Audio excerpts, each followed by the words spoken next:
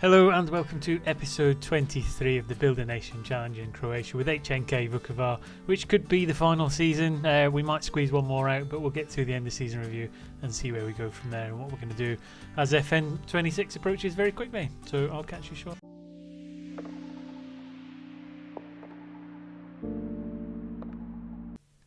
Okay, and here we go. So as you can see, it's been a treble winning season. We'd won the Charity Shield almost really early on in the season. We've gone on to win the league, and we've also won the Croatian Cup as well in what has been a monumental season, which we've won probably a bit of a canter, to be honest. But getting into it, we had quite a reserved transfer window. We didn't bring too many players in, but the ones we did bring in were really good quality. Duže Reich we brought in as a central midfielder for 15 million from Hajduk, just to get that Croatian player in there, international as well. And I know we shouldn't really necessarily weaken other teams in a Build a Nation challenge, but I just felt that we needed a really strong defensive midfielder in the formation we had of a Croatian homegrown status to boost the squad and help us out in Europe. And he came in and he was absolutely phenomenal. 28 games with an average of 7.27, 7 goals, 9 assists. His stats have been fantastic. And just a cut above the rest of the players in the squad and Croatian as well. So really good transfer for helping us through the season. We then brought in Ronaldinho to Berkshire, B+ from Millionaires, free transfer, 23, and I did break my own rule here a little bit because he's a foreign national, but what I did bring him in for was a long-term replacement for Mohar, as I felt there was a chance Mohar could have moved on in the summer if the right bid had come in. It didn't. Mohar stayed, so we've had to do a bit of rotation, but again, he's played 9 games, got 6 goals, and I think he's got some real quality about him. Only 23 years old, and I think Mohar might well move on in the summer, and Ronaldinho to Berkshire might be the player to kind of take that place, move forward and just get us a few more goals, although Mohar did have a really good season last year. Following that, got Ivica Seville from Hajduk again, 3.8 million, one of the reserve right wingers. One thing Hajduk have been blessed with recently is just great wingers, left and right, so we picked up a young Croatian as a developmental role. Moved Mike Wazowski on, and he's come in and he's played 40 games, 10 goals, 14 assists. I think he's got young player of the season, and he's been our signing of the season as well. So again, them 2 players from Hajduk in terms of Croatian players to boost the kind of squad registration and be first teamers, it's worked out really well. Next we've got Suleiman Mendy from Cluj, 2.9 million, A+. He's a 19-year-old wonder kid. Again, 7 games, 6 appearances, averages 7.11, and he comes in for a long-term replacement at centre half. His potential threshold's really high. He's already got 3 caps for his country, and he's on the next gen list. So again, as a centre half coming through, Senegalese again. I mean, we've succeeded with a couple of them in the past, and I think he looks to be a real player moving forward. Next we've got Kylian Way, we got from Standard. Again, 20 games, 3 goals, 4 assists, free transfer. Really solid central midfielder player. Quite a good spread of stats, although not spectacular in some of the areas you want. But in terms of a technical player who can move the ball around and bring in your attacking players in the final third, really phenomenal player. And to pick him up for free, 25 years old, he's got a few more seasons left in him yet. Again, he's going to be some player moving forward. And then another wonder kid we brought in was Christian Horvig Retov from Norgesland, 7.25 million. Again, when he came up, just had to really take a punt on him, really, because at 19 years old, with the stats he's got, if he's going to get much better in terms of development, he's going to be a truly wonderful player in the middle of the park for us. Wanted by a few clubs, so we could turn him around for a bit of a profit, but I think we'll just keep him, develop around him, and as we move into what might be the final season, in fact it definitely will be the final season if we play it at all, depending on how we get on at the end of this. I might push out one season because I think the FM26 beta might not come out till about the 23rd of October, so might be able to squeeze out another couple of episodes and finish this off. If FM26 does come out sometime before that, we'll probably just end the save and move on, because there's not too much we can really do in terms of the club coefficients over the next year. I think we need 2 more years to really jump up any more places, but that's where we're in terms of the players in. Players out, just shifting off some players. I mean, João Paulo was a great player up front, but foreign national. Apostolov, disappointed to let him go because he fit in the team well, but we've got some really strong midfielders in there. Antoine Tezier went to Al Hazam, but he had a 6 million release clause, so that wasn't one we could stop happening. Bitumba we let go for 9.75 million, but he was on about 30 odd thousand pounds a week, so it was more of a wage decision than anything else. Hisimovic, again, we brought in Salvage on the right hand side, so we moved him on, as well as Mike Wazowski, so them two weren't going to get a berth on that right hand side, so we moved them on. Joe Reed was another one, foreign national, despite being English, because they're not in the EU in this version of the game, as we left, and a foreign national who was on a huge amount of wages as well, so we moved him on. Luka Krajanovic, I'd like to have kept as a Croatian attacker midfielder, but he wasn't getting the game time he wanted and got a bit disgruntled, so we moved him on. Christopher Ndalulu likewise wanted more game time, couldn't keep him in there. Javorcic, another one, a good young developmental player. It would have been nice to keep him, but he went on a free, wouldn't sign a new contract, but I think he's a Croatian national as well, international as well, which is a bit disappointing. Zahariev, we sold for 27 million. I felt we had to let one of our big centre-halves go, whether it was him, Sangante or Gaspaceric. One of them had to go. I've decided to let him go. 27 million, balance the books, gives a bit in the transfer window. Tepe Kadama, again, foreign national. We couldn't really develop him in the way we want, and we couldn't get him the game time, so we moved him on. Patrick and Kem, likewise, never really got a chance in the first team. And then Domagoj Bukvic, who'd played a huge number of games for a couple of seasons, was really good on that right-hand side. Just it was his time to move on at 31 years old. In terms of the players who got loaned out, Zoran Djukic was the young striker we brought in. Just let him go out towards the end of the season because he wasn't getting into the team. Pavel Ivanov had a really successful period on loan, 36 games, 2 goals. He got player of the season over in Bulgaria. Young player of the season over in Bulgaria, so we'll reintroduce him next year. I'm sure he'll get some game time with us, and he fits in the squad registration rules, which is really good. Then we've got Gluic went out to get some game time. Christian Lang, another one, former next-gen player. We've let him go. He actually went to Juventus on loan. They wanted to kind of loan to buy, but we took that out of the contract. Loiter, who we've let go out a few times on loan now, we'll bring him back in to have a reserve left back. And then Kaglar Yukzek, who wasn't getting anywhere near the first team in terms of centre half because the players we've let go out on loan.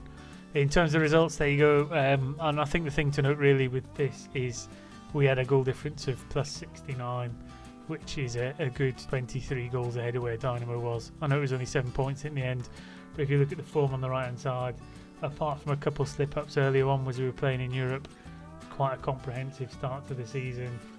Petering off a little bit towards the end. We even lost to Dynamo in the second last game of the season, but held on, comfortably won the league, and in the most successful season I think we can say we've had in the league. It was a bit dominant. Champions League wise, we got pretty far again, beating Levski Sofia and Marseille to get through into the group stages, managing a really bizarre win against Juve in the first game, then getting beat by Ludogorets. We beat Rapid, lost to Atletico, got a draw with Salzburg, beat Rennes and Monaco, so doing well against the French teams. Man City came and gave us a good hide-in, beat Galatasaray over 2 legs comfortably in the home leg, and then we got 2 1-1 draws against Real Madrid. You can't see it because it's behind where the camera is, but 2 1-1 draws. But by the time we got to extra time, we were on our knees, and I think they comfortably went on to win. I think it was by about 4 in the end, which was a bit disappointing, but it was a really good fight we put up in that competition. In terms of the Croatian Cup, probably the easiest run we've had in recent years. Didn't really face any of the big teams at all through the whole competition, and then ultimately the first leg in Osijek, where we won 4-1 at home, put that well and truly out of reach for them. And then in terms of the Super Cup, a 1-0 win against Dynamo Zagreb got us that really early in the season. In terms of the moments to remember, we had a whopping 8-2 victory against BSK Bielo-Bardo. Again, goals spread around. Mohar with a hat-trick in that one, which is quite surprising. In the Champions League, we beat Rapid 4-1. Retov, Krivac, Sangante and Martinez with the goals. And then goal of the season was scored by Way against Istra. In terms of the finances, first time for a while I've seen the reputation go up, so we're up to 3.5 stars, which is fantastic. Most notable deal is a 5-year, £20,000. I don't think it's particularly notable considering the prize money jump. We've gone from 30.42 million last season to 42.81, and I think that's because we went one round further in the Champions League. So again, that's really helped us in the transfer window. As you'll see in a minute, we've pre-arranged some transfers for some more more wonder kids to integrate. So, and in terms of the shirt sales, nothing surprising too much in terms of who the major shirt sales are. That's how we lined up. So Retov, Mohar in the middle of the pitch, Bakovic. Towards the end, we did go pushing up with an attacking midfielder again. We really did quite often change between whether we had a defensive or an attacking. Couldn't quite get any kind of consistency, so we just bounced about between them both. Chernik, Gaspasaric, I'm surprised Sangante's not actually in that spot there. Novotny's had a good season. Fazzini had quite a good season, but Gasparic played a lot of time at left back as well. Then Seville on the right, Pereira on the left, who we were phasing out for Toth, but Pereira had a fantastic season. And then Martinez reintroduced himself or re-grasped his position at top spot, scoring 37 goals in 50 games up front. Couple of Manager of the Month awards and the Manager of the Season, which is no surprise really considering where we finished.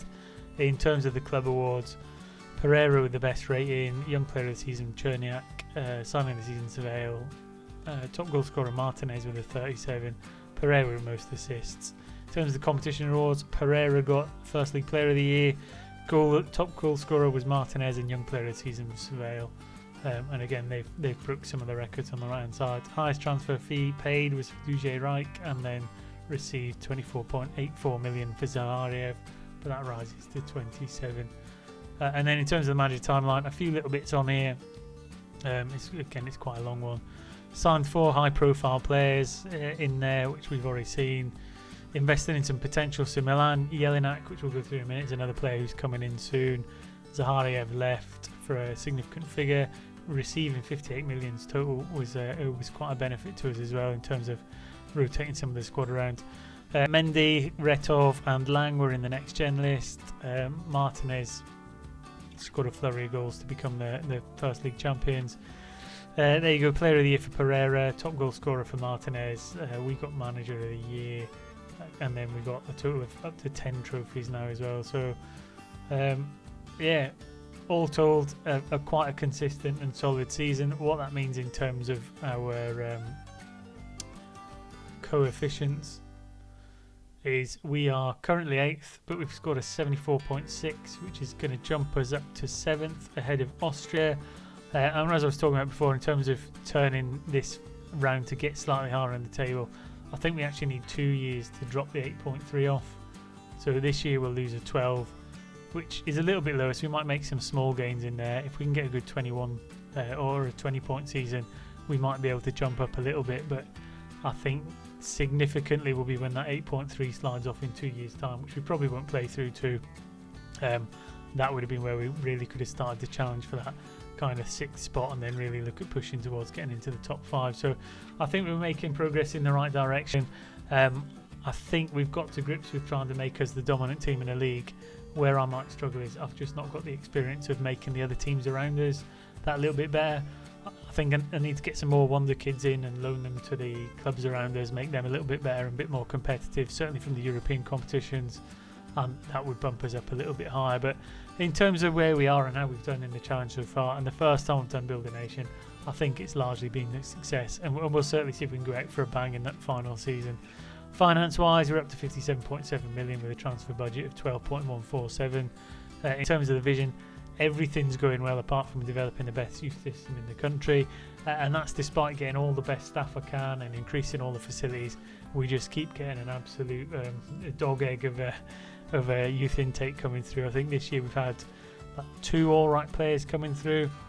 If you look in the development centre for their candidates, I mean, that's the best we got, was 3 top talents, a goalkeeper, attacking midfielder and a ball-winning midfielder, but none of them touching the upper ends of the potential threshold, which is a little bit disappointing from where we've come from. In terms of the transfers and what we've got coming in, there's a few little clauses we can sell on, but in terms of the players coming in, we've got a goalkeeper, we've got 4 midfielders coming in there in the central areas, and a couple of attackers as well, all of which I think will probably get loaned out in that first season. We'll see as we get through the transfer window at the next episode, but I think if we can loan them within the division and get them to the players, the clubs in and around us, that will be slightly better. I'm not sure particularly or exactly how you limit your loan players to staying in the division, or if you just have to get lucky, but that's certainly what we're trying to do in the transfer window as we move forward. In terms of the squad itself, I mean, we're looking pretty good in there. I think in terms of players who might leave at the end of this season, there's none there running out of contract, which is good. I've stayed on top of that. There are a few players running into their final year, so Sangante, he's kind of getting a bit twitchy about going away. He's got a minimum release clause of 29 million, and I've managed to even reject a bid of 42 million because they won't pay it outright. They're trying to do it in stages, so I keep pumping the price up. I think at some point I probably have to let him go and take the high value money rather than lose him for a flat 29 million, but we'll see how the summer transfer window goes. And then Joe Almeida, our goalkeeper, who has been absolutely monumental for us, I'll check his history in a minute. He's exploring his options at the end of the season and won't renew his contract, so we're in serious danger of losing him for free. He's been with us for quite a long time now. First signed him in, got him out on loan for a little bit. He's played the last 4 seasons for us, averaging over 7 every single season, so he's been a really big piece of the puzzle for us, and it's going to be sad to see him go, but hopefully if we just do one more season and nothing more, we don't have to see that day come. So hopefully that's given you a really good update on where we are in terms of the season, how we've done in terms of the coefficients. In terms of like our expectations for the league, we were at an 8 for 15, and we had 4, 5, 6, 7 of the first 11 in the Media Dream 11. So the transfer window, or the aim now, I suppose, is to try and get that little bit higher if we can, and then start loaning some players to the clubs in and around us. No one did particularly great in Europe apart from us, but we'll see how we go in one final season. So that's where we are. That's how we've done. Hopefully you all agree it's going quite well. If anyone's got any tips on how to kind of strengthen the clubs around us without weakening ourselves too much, again, I'd really appreciate in the comments if we can get something in there, certainly for if I do this kind of challenge again. Other than that, as soon as we get to FM26, we'll be starting a rise to the top kind of challenge with a team in Scotland from the lowest division, try and take them to the top. And then I'm looking at doing another youth intake challenge because I really enjoyed that last season. I'm just toying with whether to do it in England like we did last time, or whether we move to a foreign country, such as somewhere like Italy or something, and try and do a youth intake challenge in a different nation, which might be a different dynamic. So until next time, enjoy your football, enjoy your saves, enjoy your Football Manager. Hopefully FM26 comes soon, and until next time, take care.